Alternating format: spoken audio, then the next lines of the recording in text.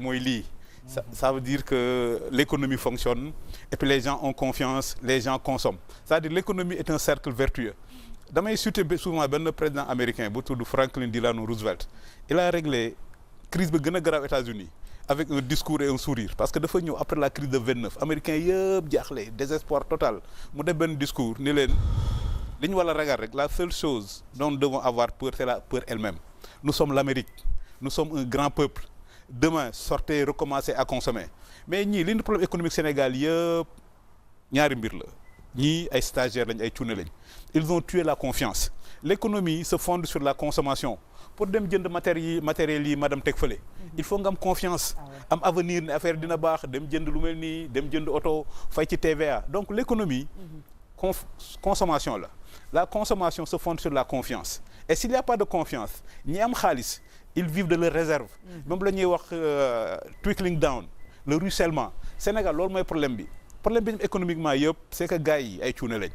ils ont tué la confiance il y a plus de consommation et ñoom dañoo yaakaar ni chaque fois problème amee tu crées de nouvelles taxes wala nga réduire le train de vie de l'État ñaari leviers yooyu nga am l'État a deux mains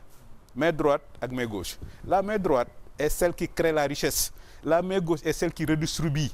ñoom nag bañ fi nekkee ba léegi main gauche mais problème bu am ñu ne nañ indi benn taxe bu bees même affaire mobile money ils vont tuer le secteur Sénégal dafa nekkoon largement en avance en matière de mobile money parce que la Sonatel avait des infrastructures yoo xam ne kenn amu ko d'ailleurs moo doxoon bu boîte bu mel ni Google indi siège à Dakar di gérer toute l'Afrique mais ñooñu loolu lañ rey à partir du moment où il y a plus de confiance il y a pas de consommation ce qui fait que dëkk bi day gën a metti chaque jour ngeen di taxe bu bees gis nga bu l'économie doxoon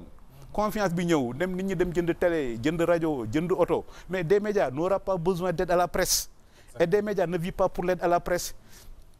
li ma wax ci affaire aide à la presse gouvernement bi nag le gouvernement mène un combat perdu d'avance Sénégal bu ñu nekk une démocratie de référence c'est parce que dañoo am une presse de référence c'est-à-dire Sénégal mënul fay la presse boo xoolee en tant que politologue li indi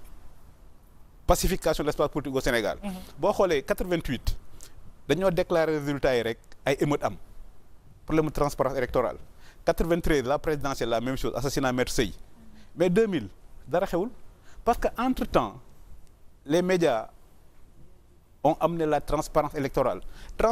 mi ngi commencé élection 96 locale 93 Sud FM Walf diffuser les trucs en direct donc les médias presse Sénégal di ñu indi Sénégal ñaari combat yoo xam ñoom ñoo ko gagné la transparence électorale ak beneen affaire ñu nekk une véritable démocratie véritable élargissement base démocratie parce que Walf ak Sud ils ont supprimé deux barrières la barrière de la langue ak la barrière financière parce que avant pour nga nekk un bon citoyen il fallait nga jënd un journal le journal est fait en français ce qui fait que boo xoolee entre 97 ba 2000 quand on a ouvert les listes il y a eu 1 million de nouveaux inscrits parce que aujourd'hui ñëpp ay citoyens lañ parce que des médias day wax français di wax wolof day tax sama mbokk yi nga xam ne dégguñ français ñoom ñu nekk ay acteurs ay citoyens donc boo amee presse bu indi loolu da nga ko war dellu njukkal mais li may wax nag Pastef dañoo am un projet totalitaire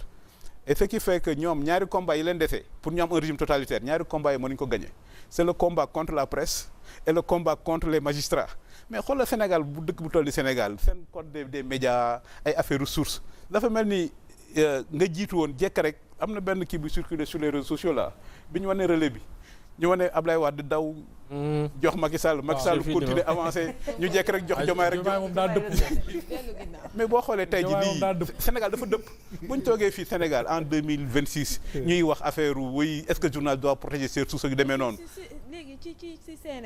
ci CNRM bi en tant que taskatu xibaar tey nga gis ne kuréelu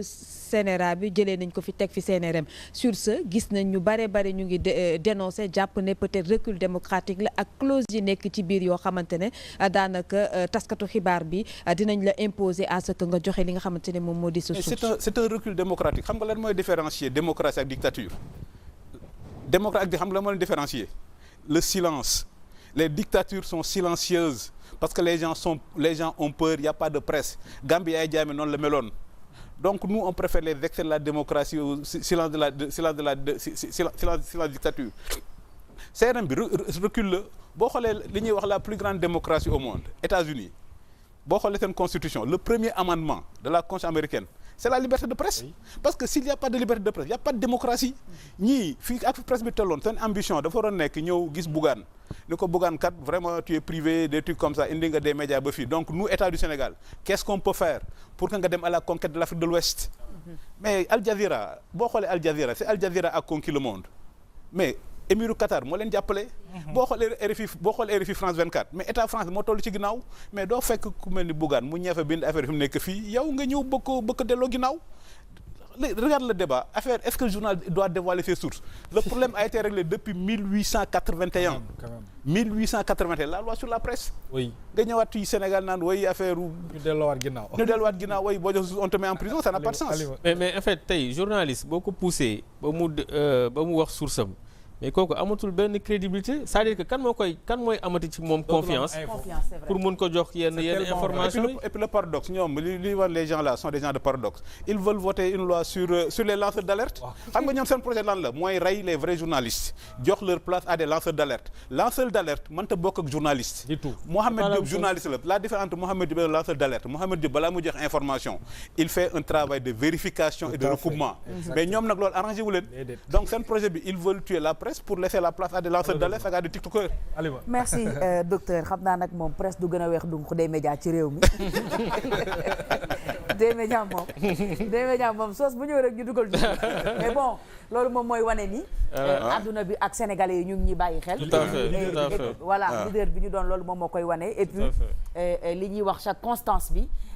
parce que ku ci nekk ci opposition bi da ngay tagg des médias wax ko lu baax ku ñëw ci nguur gi da ngay xalab des médias. ñoom docteur mi jamonoy Macky Sall xaw daj nañu lu mu waaw voilà mu ngi noonu moo tax mooy wane constance bi nga xam ne moom la des médias am mais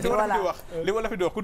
dul tukki doo xam fu dëgg neexee mais ñun même quand les gens étaient contre nous mais nous on pensait que la presse avait une mission de service public moo tax li ñuy wax ñi li ñuy accusé amnistie fiscale ñun on l'assumait parce que on estime que quand des médias fait du travail et d'information des médias fait un travail de service public. Oui. Parce que le citoyen ne peut être un bon citoyen s'il n'a pas la bonne information. Et c'est pourquoi nous à la fin de chaque année on l'assumait on disait au ministre des Finances là pour la presse les dettes fiscales là faut effacer. kenn du yéen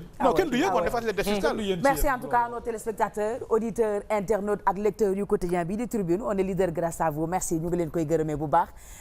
Momo la chronique de Momo defe naa ni ci actualité bi lay bokk la chronique de Momo tout de suite.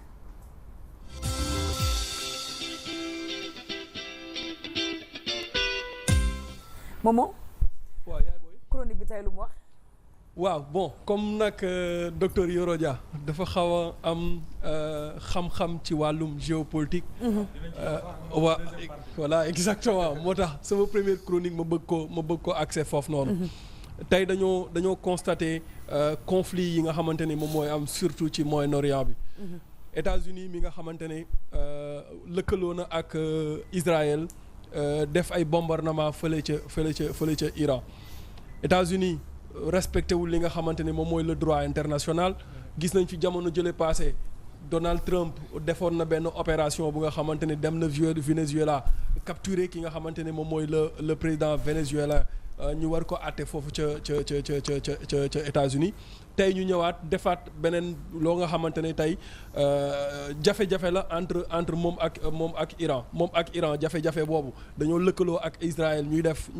def ay assaut foofu noonu di fa def ay bombardement ba ñu faat ki nga xamante ne moom mooy l'ayatollah Ali Khamenei ak lu mën a xew aussi ak lu ñu ko mën a waxal mag la et su fekkente ne dañuy respecter droit international ki nga xamante ni moom dañ koy toppee peut-être dictature wala crime de sang wala crime contre l'humanité kooku am na ay pexe yi nga xamante ni wala ay mécanismes yi nga xamante ni Nations Unies